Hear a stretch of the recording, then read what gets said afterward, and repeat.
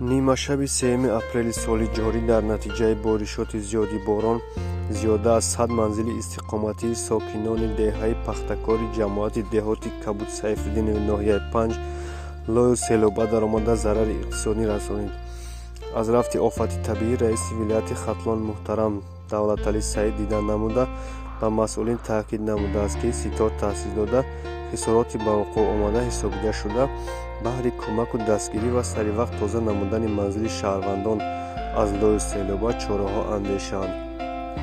Бояд қайд намоем, ки кормандони Кумитаи ҳолатҳои фавқулоддаи вилоятиву ноҳиявӣ ва сокинони ҷамоати мазкур аз техникаву таҷҳизотҳои барқӣ, оббарорӣ ва дигар лавозимотҳо истифода бурда ба оилаҳои зарардида кӯмак расонида истодаанд.